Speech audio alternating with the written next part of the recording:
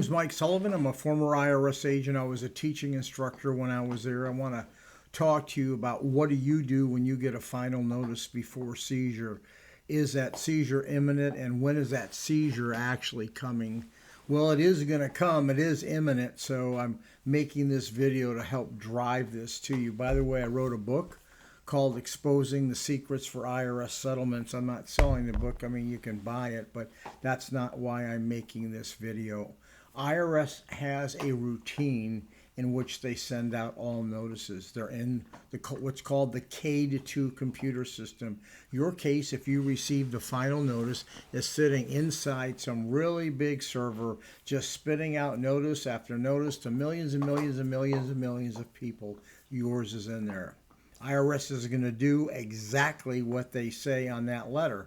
If you got an IRS final notice and you want to shut that computer off so they're not going to do the next thing, you're going to have to call IRS and make an engagement with them to go ahead and stop the computer, shut it off. Someone hits a keystroke and they close your case. But therein lies the problem, because what's going to happen when you make that call with IRS if you owe a tax debt?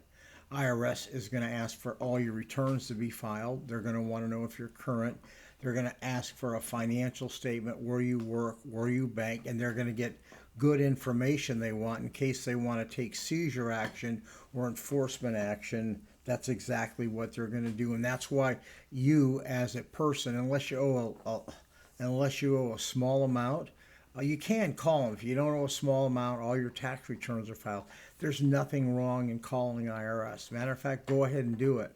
But if you have things that you can lose, like wages, a bank account, and you've got a large tax debt, and you got like a sizable investment in something, yeah, IRS is going to know that, and that's where IRS is going to pressure you.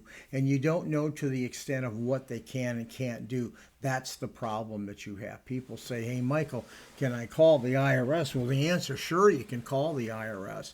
But like I said, on small debt under maybe $20,000, call them yourself. You don't need really anybody. But when you owe debt a lot higher than that, you really need an expert. The whole thing about calling IRS is you have to give them a financial statement. And by all means, that's what you want to avoid. That's going to be a pain point for you. That's something you never, ever want to do.